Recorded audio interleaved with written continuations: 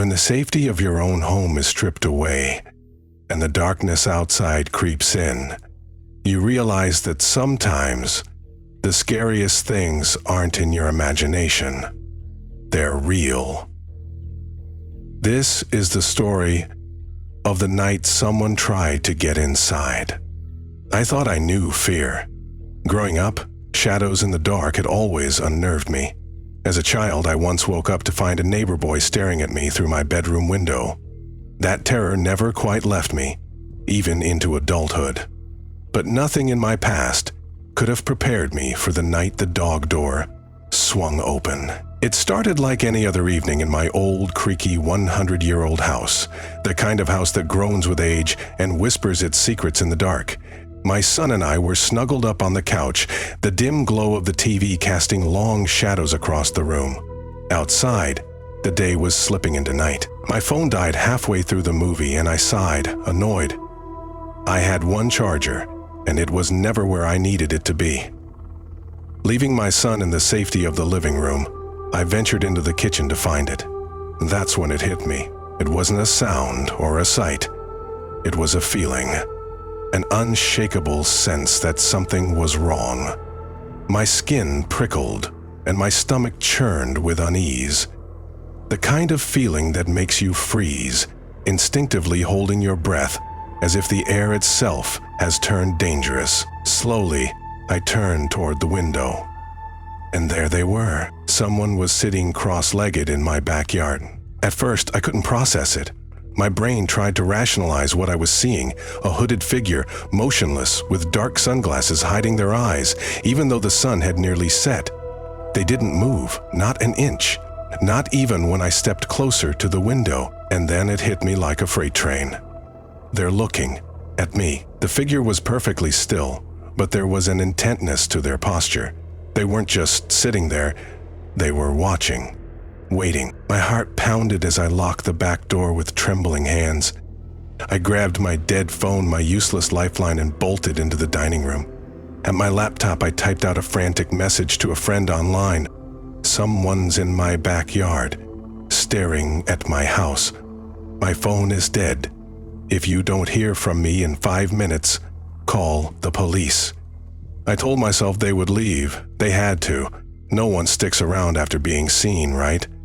But the minutes dragged on, and every second stretched into eternity. The figure remained, unmoving, like a grotesque statue carved out of shadow and silence. Finally, my phone blinked back to life. I wasted no time dialing 911, my voice shaking as I described the figure in the yard. The dispatcher was calm, her voice a lifeline in the storm. "Stay on the line," she urged. "Can you check the yard again?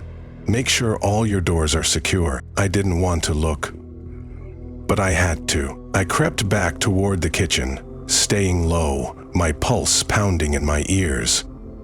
The back door was locked, but my heart sank as my eyes fell to the dog door. I had forgotten about it. It was oversized, meant for our old dog, who no longer lived with us, and it didn't have a proper cover. The flap hung open slightly, swaying in the breeze. A gaping vulnerability. I froze, every instinct screaming at me to run, but I had to know. I slowly straightened, my eyes scanning the yard for the figure. That's when I saw them. Not in the yard. At the window, the hooded figure stood inches away, their face level with mine. Their dark sunglasses reflected my pale, wide-eyed face. They didn't move. They didn't blink. The dispatcher's voice crackled in my ear, but I couldn't register her words. My blood turned to ice as a new sound filled the room. The soft, deliberate creak of the dog door swinging open. Panic erupted inside me. I turned and sprinted for the living room, scooping up my son in one frantic motion. "We have to go," I whispered, trying to keep the terror out of my voice. He didn't ask questions. He could feel it too. As I ran for the front door, I heard it again. The creak of the dog door, followed by the unmistakable sound of footsteps inside the house. I didn't look back. I threw open the front door, dashed across the street, and pounded on my neighbor's door until they let us in. From the safety of their home, I stood at the window and stared at my house. My son clung to me, asking about our cat, who was still inside. My chest tightened as I thought of her, alone in that house with whoever, or whatever, had just come through that door. When the police arrived, I watched from across the street as they searched the property. Minutes later, they emerged with the figure in custody. She was calm, almost unnervingly so. Hood still up, sunglasses still on. What they told me chilled me to my core. They had found her sitting on my back step. She hadn't run or resisted. Instead, she was lazily swinging her arm through the dog door. In, out, like she was testing it. I boarded up the dog door that night, but it didn't matter. The house no longer felt like a home. Every creak, every groan of the old wood felt different after that night.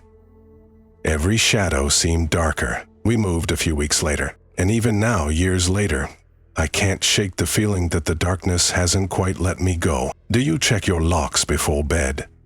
Are you sure every door and window is secure? Because sometimes it's not the house that creaks in the night.